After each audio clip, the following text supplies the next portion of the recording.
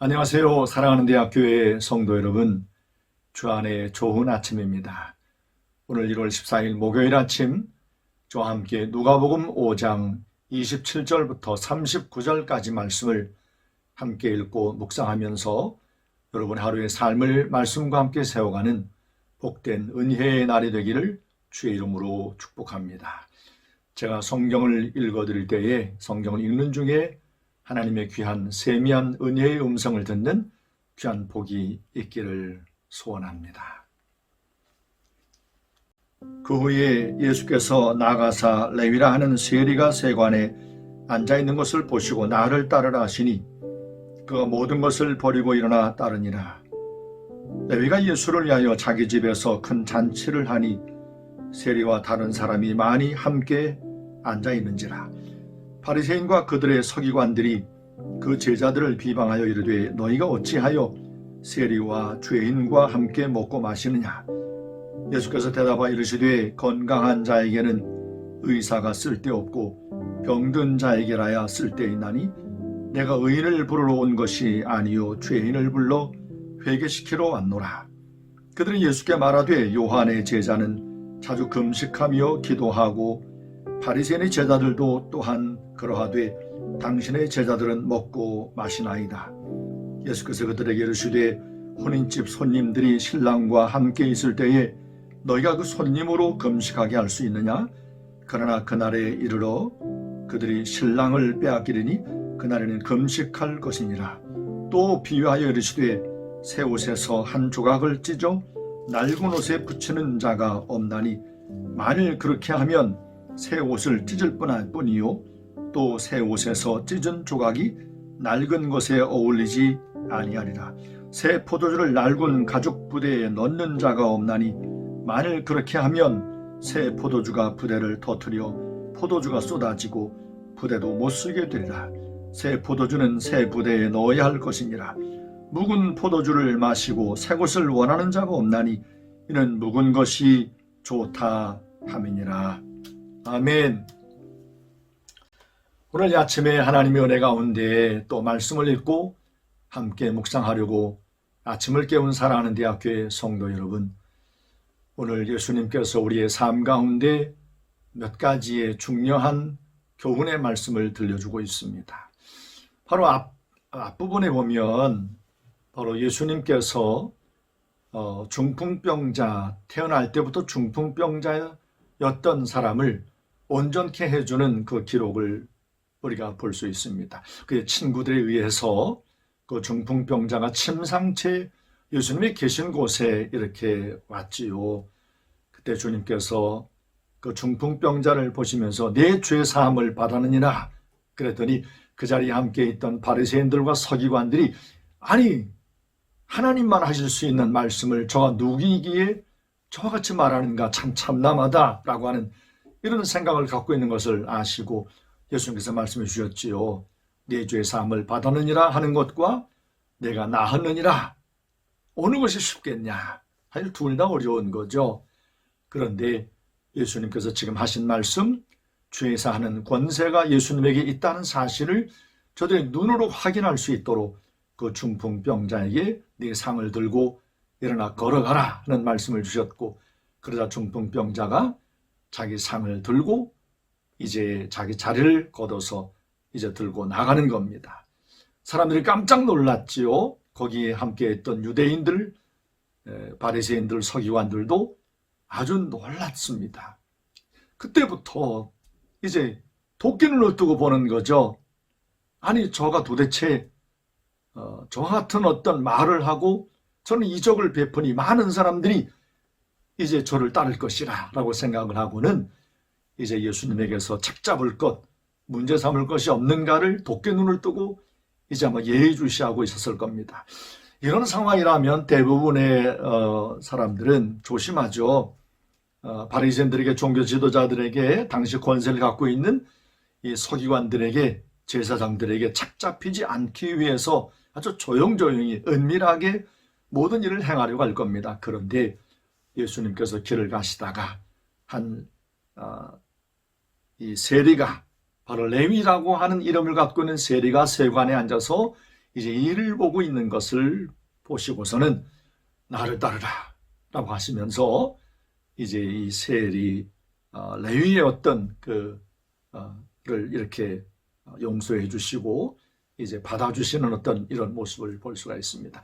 그 당시 유대 사회에서 세리라고 하는 이런 직업을 갖고 있는 사람들은 유대인들에게 이제 저런 사람들은 로마의 피를 붙어가지고 유대인들의 어떤 이런 피를 빨아먹는, 우리가 이제 일본에게 어려움을 당할 때 일본에게 부역을 하면서 친일파로 이렇게 생활하면서 우리 한국 사람들을 많이 힘들게 했던 이런 어떤 배신자 같은 어떤 그룹들이 있었지 않습니까? 바로 세리가 유대 사회에서 그와 같은 어떤 취급을 받았던 겁니다.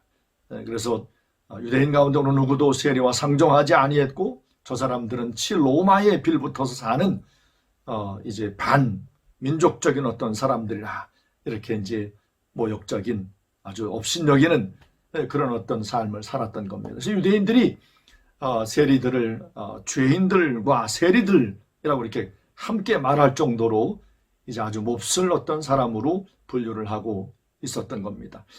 그래서 이와 같은 때에 도끼눈을 뜨고 보고 있는 종교 지도자들의 어떤 이런 눈총 가운데서 예수님이 얼마나 이 세리들과 레위와 이렇게 이야기를 나누고 특별히 레위가 예수님이 그를 받아주시고 이렇게 환대하는 것을 보고는 그의 집에 잔치를 베풀고 그의 친구들, 세리 친구들 다 이렇게 초대해서 잔치를 열었지 않습니까?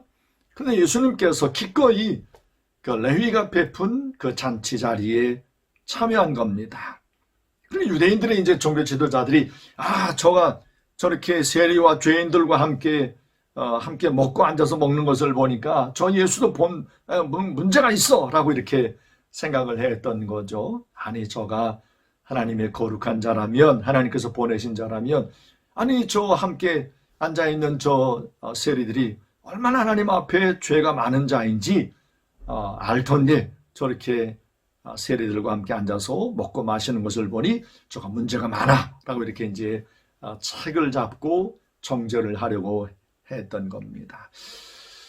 그 당시 어떤 유대인들이 갖고 있었던 종교적인 어떤 기준, 적어도 이 정도는 돼야 돼 라고 하는 그런 기준에 따라서 이 세리들을 이렇게 죄인 취급을 했지만 예수님께서는 이 땅에 의인을 부르러 온 것이 아니라 죄인을 부르러 왔기에 바로 세리들에게 기꺼이 베푸는 잔치에 참여하시면서 그 잔치는 여러분 언제나 기쁨이 있잖아요. 바로 예수께서 이 땅 가운데 죄 가운데 사로잡혀 있는 모든 사람들에게 바로 기쁨을 안겨주시기 위해서 참된 구원의 복음을 알려주시고 영원한 생명을 얻고 진정한 참된 기쁨을 얻게 하시려고 예수께서 오셨다는 사실을 이렇게 세리들과 함께 잔치를 하면서 기뻐하면서 모든 사람이 알 수 있도록 드러내고 보여주신 거죠. 오늘 이 아침에 말씀을 함께 묵상하고 있는 사랑하는 대학교의 성도 여러분, 예수 안에 우리가 살아가는 가장 제일된 표지가 바로 무엇이겠습니까? 기쁨입니다. 예수 안에 온전함으로 건강하게 사는 자의 삶에는 언제나 기쁨의 열매가 있다는 겁니다. 그 사도 바울이 빌립보서에 편지를 적어주면서 항상 기뻐하라. 내가 다시 말하노니 기뻐하라. 곧 예수 안에 사는 삶은 언제나 기쁨의 열매가 있다는 겁니다. 우리의 삶의 많은 문제 가운데 힘들고 고단하고 어려운 삶에 지쳐서 여러분 기쁨을 잃어버린 삶은 없는지요? 그러나 여러분 우리의 믿음의 눈을 들어 예수 그리스도를 바라보면 곧 레위가 예수님의 환대를 이제 기뻐해서 잔치를 베풀듯이 예수 그리스도를 주목함으로 살아가면 그의 삶에는 언제나 이렇게 잔치를 베푼 예수와 함께하는 기쁨의 열매가 있다는 겁니다. 여러분 사도 바울이 성령 안에서 빌립보 교회에 권면한 말씀처럼 저도 오늘 예수 안에서 여러분들이 권하노니 여러분 기뻐하십시오. 예수 그리스도로 말미암아 기뻐하세요. 믿음으로 기뻐하세요. 살아계신 우리 주님께서 우리의 삶의 목자가 되시고 우리를 구원하기 위해서 오신 의인을 부르러 온 것이 아니라 죄인을 부르러 왔다고 하신 그 주님의 말씀과 함께 여러분 삶 가운데 삶의 문제가 어떠하든지 주님으로 말미암아 기뻐하실 수 있기를 바랍니다. 여러분, 우리가 부르는 복음성 가운데 나 기뻐하리, 나 기뻐하리, 오호호, 나 기뻐하리, 이런 찬양 있잖아요. 믿음으로 기뻐하세요. 오늘 여러분의 삶 가운데 매 순간마다 예수 그리스도로 말미암아 기뻐하는 은혜의 삶이 넘치기를 주의 이름으로 축원합니다. 유대인들이 또 가만히 보니까 예수님께서 제자들과 함께 이제까지 했던 조상들로부터 물려받은 종교적 전통 가운데 뭔가 좀 다른 게 있는 거예요. 금식하지 않는 겁니다. 그래서 세례요한의 제자들도 또 이 바리새인들도 일주일에 몇 번씩 금식을 하는데 왜 당신의 제자들은 금식을 안 합니까? 그때 예수님께서 정말 놀라운 말씀하셨지요. 신랑과 함께 있을 때 혼인집에서 어떻게 금식할 수 있냐? 신랑과 함께 기뻐하는 것이 옳은 거지. 그런데 때가 되면 신랑을 빼앗길 날이 올 것이니, 아니 혼인잔치에서 신랑을 빼앗아가면 이건 큰일 난 거잖아요. 그때 금식을 할 것이라. 예수님께서 장차 십자가에서 우리를 대신하여 죽으실 것을 암시하시면서 주님을 빼앗기게 되면 너희가 금식하고 애통하고 울 것이라는 말씀을 일러주었습니다. 사랑하는 대학교의 성도 여러분, 예수께서 십자가 달려 죽으시고 부활하시고 보혜사 성령을 보내심으로 내가 너희를 고아와 같이 버려두지 아니하마 약속하시고 성령을 우리 가운데 보내주셨지 않습니까? 신랑과 함께 있는 삶에는 이렇게 애통하고 금식하는 삶보다 주와 함께 기뻐하는 삶이 있어야 되는 겁니다. 우리의 삶 가운데 아마 금식하며 애통해야 될 날이 혹 찾아올 수도 있을 겁니다. 교회가 문을 닫고 또 예수 믿는 것이 정말 로마 시대 때의 핍박 가운데 믿음의 경주를 달려갔던 믿음의 선배들처럼 정말 힘들고 어려운 때가 찾아올지도 모르겠습니다. 그러나 지금 주와 함께 예배할 수 있음에, 하나님 앞에 찬양 부를 수 있음에, 주의 말씀을 읽을 수 있음에 더욱 주와 함께 기뻐하는 여러분 모두의 삶이 되시기를 바랍니다. 또 한 가지 예수님께서 중요한 말씀을 일러주었죠. 새 포도주를 낡은 가죽부대에 넣는 자가 없다 하시면서 맨 마지막 39절 말씀에 묵은 포도주를 먹으면서 새 것을 찾는 자가 없다. 이것은 그 당시에 종교 지도자들, 바리새인들, 율법사들, 서기관들의 모습을 말하는 겁니다. 새 포도주가 왔어요. 예수님께서 이 땅 가운데 세 계명, 사랑의 복음, 생명의 복음, 살리는 복음으로 자유케 하는 복음으로 왔는데 이 율법사들, 서기관들은 묵은 포도주와 같은 모세 율법과 조상들로부터 물려받은 종교적 유전만을 붙들고서는 왜 금식하지 않느냐, 왜 저 세례들과 같이 식사하느냐라고 하면서 정죄하고 책망하는 어떤 모습만을 보이고 있는 겁니다. 새 포도주를 찾지 않고 묵은 포도주를 먹으면서 묵은 것이 좋다? 아닌 거죠. 새 포도주는 왕성한 발효의 어떤 이런 모습이기 때문에 낡은 가죽 부대에 묵은 옛 것에 담으면은 왕성하게 이제 활동하는 새 포도주가 낡은 가죽 부대를 터뜨리는 거죠. 예수 그리스도께서 이 땅 가운데 오심으로 새롭게 주어진 생명의 복음은 모세 율법으로 주어진 낡은 가죽 부대와 같은 경직되고 딱딱하고 자유가 없고 얽매이고 이런 것이 아닌 거죠. 주님께서 이 땅 가운데 오신 것은 이 땅에 있는 모든 묶인 것을 자유케 하는, 바로 구약 성경에 있는 가장 유대인들에게 기쁜 희년을 선포하는 것과 같은 놀라운 생명의 은혜를 땅 가운데 안겨주기 위해서 오신 겁니다.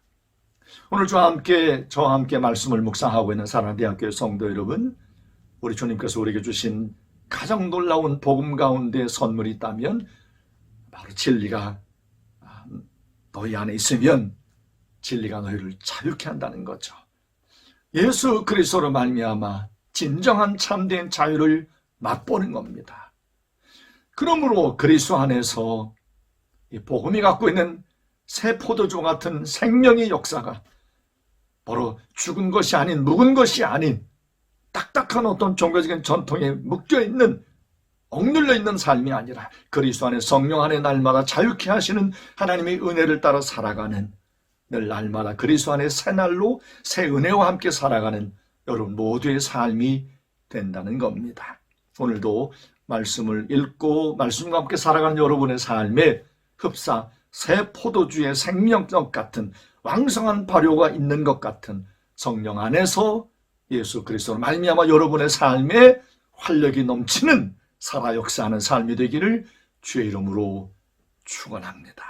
오늘 아침도 여러분과 함께 기도하고 싶은 기도의 제목이 있습니다. 언제나 여러분과 함께 기도하는 것, 우리 성도님들 가운데 병약해서 주님의 고치심과 치유하심의 은혜를 구하는 성도님들을 위해서 기도해 주시고, 특별히 이 추운 겨울 군생활 중에 있는 사랑하는 아들들을 위해서 건강하게 제대할 때까지 저들이 모두 건강하고 한 명도 감기 들거나 코로나19에 노출되지 않도록 성령께서 돌보아 주시기를 위해서 기도해 주시면 감사하겠습니다. 함께 기도합니다. 살아계신 거룩하신 아버지 하나님, 감사합니다. 아버지 하나님께서 오늘도 이 아침에 부족한 종과 함께 주의 말씀을 함께 읽고 자유케 하시는 참된 기쁨을 주신 신랑 되신 예수 그리스도의 말씀을 함께 나누었습니다. 오늘 주님 앞에 함께 머리 숙여 모여 있는 우리 사랑하는 모든 대학교의 성도들, 하나님께서 이들 모두를 이름으로 아시는 줄로 믿습니다.